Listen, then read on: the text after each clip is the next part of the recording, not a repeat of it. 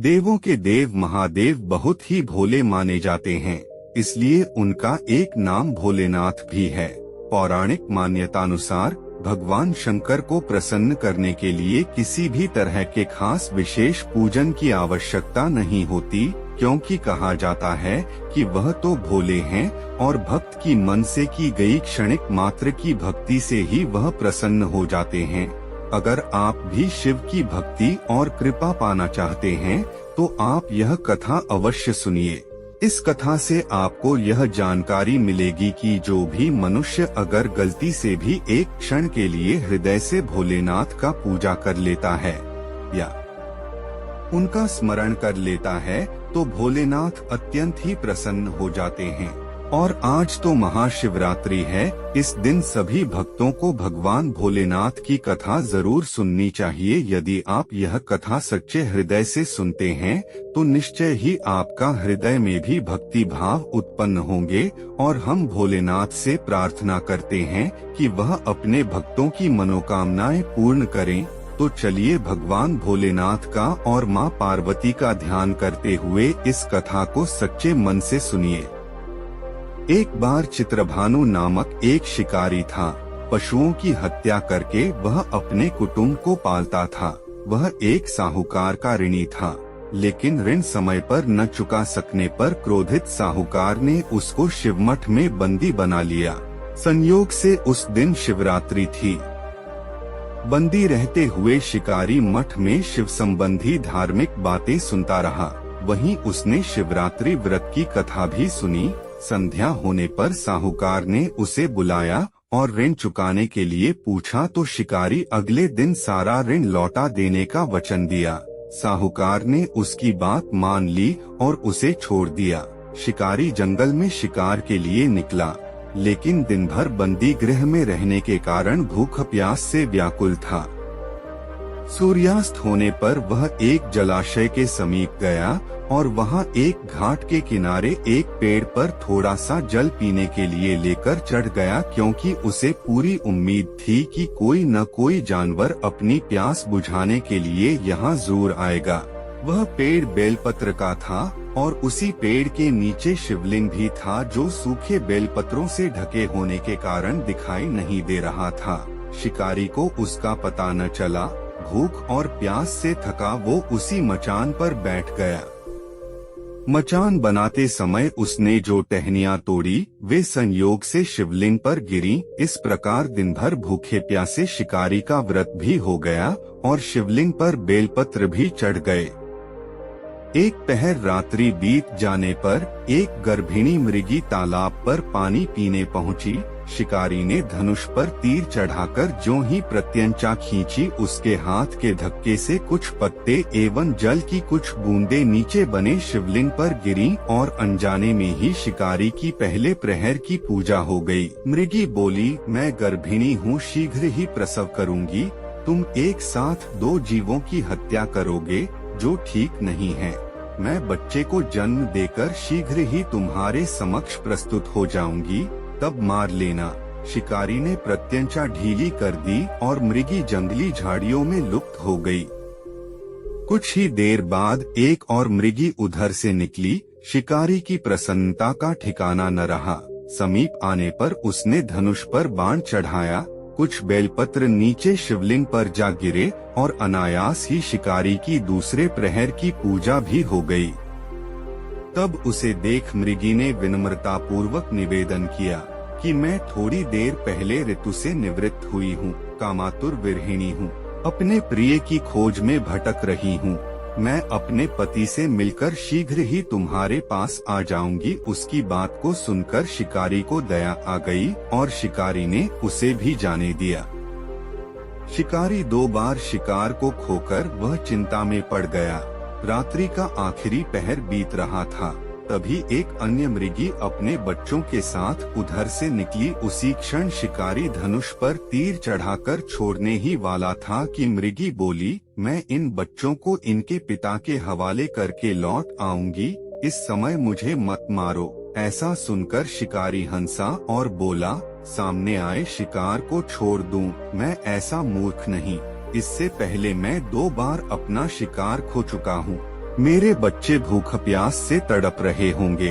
उत्तर में मृगी ने फिर कहा, जैसे तुम्हें अपने बच्चों की ममता सता रही है, ठीक वैसे ही मुझे भी इनकी फिक्र है, इसलिए सिर्फ बच्चों के नाम पर मैं थोड़ी देर के लिए जीवनदान मांग रही हूँ।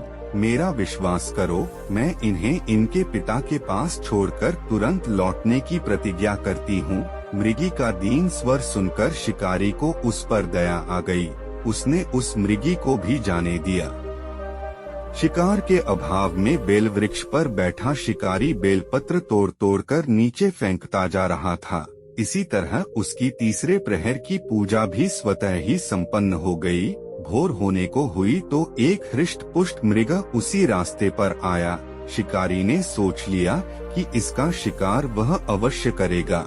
शिकारी की तनी प्रत्यंचा देखकर मृग विनीत स्वर में बोला, भाई, यदि तुमने मुझसे पूर्व आने वाली 3 मृगियों तथा छोटे छोटे बच्चों को मार डाला है, तो मुझे भी मारने में विलंब न करो, ताकि मुझे उनके वियोग में एक क्षण भी दुख न सहना पड़े। मैं उन मृगियों का पति हूँ। यदि तुमने उन्हें जीवन दान दिया है, तो मुझे भी कुछ क्षण का जीवन देने की कृपा करो। मैं उनसे मिलकर तुम्हारे समक्ष उपस्थित हो जाऊंगा। मृग की बात सुनकर शिकारी ने सारी कथा मृग को सुना दी।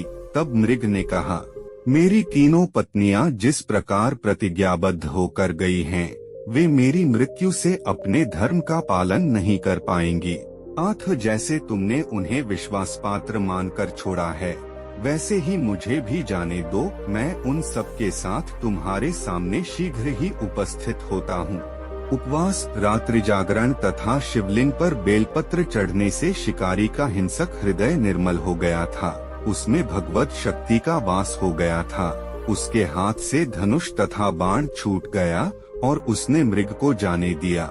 थोड़ी ही देर बाद वह मृग सपरिवार शिकारी के समक्ष उपस्थित हो गया, ताकि वह उनका शिकार कर सके।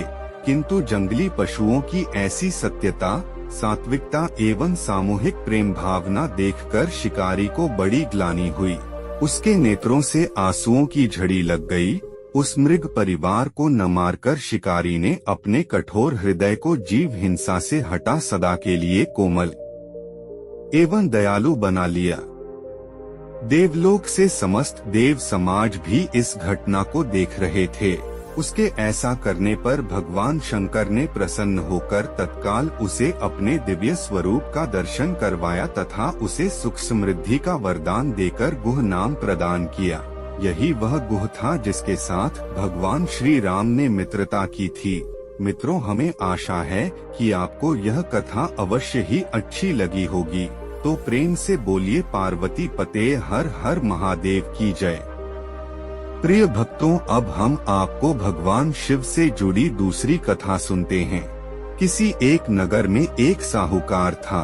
उसके घर में धन की कोई कमी नहीं थी, लेकिन कोई संतान न होने के कारण वह बहुत दुखी था। संतान प्राप्ति के लिए वह हर सोमवार को व्रत रखता था और पूरी श्रद्धा के साथ शिव मंदिर जाकर भगवान शिव और माता पार्वती की पूजा करता था। उसकी भक्ति देखकर एक दिन मां पार्वती प्रसन्न होकर भगवान शिव से साहूकार की मनोकामना पूर्ण करने का निवेदन किया। पार्वती जी के आग्रह पर भगवान शिव ने कहा कि हे पार्वती, इस संसार में हर प्राणी को उसके कर्मों का फल मिलता है और जिसके भाग्य में जो हो उसे भोगना ही पड़ता है। लेकिन पार्वती जी ने साहूकार की भक्ति देखकर उसकी मनोकामना पूर्ण करने की इच्छा व्यक्त की। माता पार्वती के आग्रह पर शिवजी ने साहूकार को पुत्र प्राप्ति का वरदान तो दिया, लेकिन उन्होंने बताया कि यह बालक 12 वर्ष तक ही जीवित रहेगा। माता पार्वती और भगवान शिव की बातचीत को साहूकार सुन रहा था, इसलिए उसे ना तो इस बात की खुशी थी और ना ही दुख। वह पहले की भांति शिवजी की पूजा करता रहा। कुछ समय के बाद साहूकार की पत्नी ने एक पुत्र को जन्म दिया। जब वह बालक 11 वर्ष का हुआ तो उसे पढ़ने के लिए काशी भेज दिया गया। साहूकार ने पुत्र के मामा को बुलाकर उसे बहुत सारा धन देते हुए कहा कि तुम इस बालक को काशी विद्या प्राप्ति के लिए ले जाओ। तुम लोग रास्ते में यज्ञ कराते जाना और ब्राह्मणों को भोजन दक्षिणा देते हुए जाना। दोनों मामा भांजे इसी तरह यज्ञ कराते और ब्राह्मणों को दान दक्षिणा देते काशी नगरी निकल पड़े। इस दौरान रात में एक नगर पड़ा जहां नगर के राजा की कन्या का विवाह था, लेकिन जिस राजकुमार से उसका विवाह होने वाला था वह एक आंख से काना था। राजकुमार के पिता ने अपने पुत्र के काना होने की बात को छुपाने के लिए सोचा क्यों न उसने साहूकार के पुत्र को दूल्हा बनाकर राजकुमारी से विवाह करा दूं। विवाह के बाद इसको धन देकर विदा कर दूंगा और राजकुमारी को अपने नगर ले जाऊंगा। लड़के को दूल्हे के वस्त्र पहनाकर राजकुमारी से विवाह करा दिया गया। साहूकार का पुत्र ईमानदार था, उसे यह बात सही नहीं लगी, इसलिए उसने अवसर पाकर राजकुमारी के दुपट्टे पर लिखा कि तुम्हारा विवाह तो मेरे साथ हुआ है, लेकिन जिस राजकुमार के संग तुम्हें भेजा जाएगा वह एक आंख से काना है। मैं तो काशी पढ़ने जा रहा हूँ। जब राजकुमारी ने चुन्नी पर लिखी बातें पढ़ी तो उसने अपने माता पिता को यह बात बताई। राजा ने अपनी पुत्री को विदा नहीं किया, फिर बारात वापस चली गई। दूसरी ओर साहूकार का लड़का और उसका मामा काशी पहुँचे और वहां जाकर उन्होंने यज्ञ किया। जिस दिन लड़का 12 साल का हुआ उस दिन भी यज्ञ का आयोजन था। लड़के ने अपने मामा से कहा कि मेरी तबीयत कुछ ठीक नहीं है। मामा ने कहा कि तुम अंदर जाकर आराम कर लो। शिवजी के वरदानुसार कुछ ही देर में उस बालक के प्राण निकल गए। मृत भांजे को देख उसके मामा ने विलाप करना शुरू किया। संयोगवश उसी समय शिवजी और माता पार्वती उधर से जा रहे थे। पार्वती माता ने भोलेनाथ से कहा, स्वामी मुझे इसके रोने के स्वर सहन नहीं हो रहा, आप इस व्यक्ति के कष्ट को अवश्य दूर करें। जब शिवजी मृत बालक के समीप गए तो वह बोले कि यह उसी साहूकार का पुत्र है जिसे मैंने 12 वर्ष की आयु का वरदान दिया था। अब इसकी आयु पूरी हो चुकी है। लेकिन मातृभाव से विभोर माता पार्वती ने कहा कि हे महादेव, आप इस बालक को और आयु देने की कृपा करें, अन्यथा इसके वियोग में इसके माता पिता भी तड़पट कर मर जाएंगे। माता पार्वती के पुण्य आग्रह पर भगवान शिव ने उस लड़के को जीवित होने का वरदान दिया। शिवजी की कृपा से वह लड़का जीवित हो गया। शिक्षा पूरी करके लड़का मामा के साथ अपने नगर की ओर वापस चल दिया। दोनों चलते हुए उसी नगर में पहुँचे जहाँ उसका विवाह हुआ था। उस नगर में भी उन्होंने यज्ञ का आयोजन किया। उस लड़के के ससुर ने उसे पहचान लिया और महल में ले जाकर उसकी खातिरदारी की और अपनी पुत्री को विदा किया। इधर साहूकार और उसकी पत्नी भूखे प्यासे रहकर बेटे की प्रतीक्षा कर रहे थे। उन्होंने प्रण कर रखा था कि यदि उन्हें अपने बेटे की मृत्यु का समाचार मिला तो वह भी प्राण त्याग देंगे, परंतु अपने बेटे के जीवित होने का समाचार पाकर वह बेहद प्रसन्न हुए। उसी रात भगवान शिव ने साहूकार के स्वप्न में आकर कहा, हे श्रेष्ठी, मैंने तेरे सोमवार के व्रत करने और व्रत कथा सुनने से प्रसन्न होकर तेरे पुत्र को लंबी आयु प्रदान की है। इसी प्रकार जो कोई सोमवार व्रत करता है या कथा सुनता और पढ़ता है उसके सभी दुख दूर होते हैं और सभी मनोकामनाएं पूर्ण होती हैं।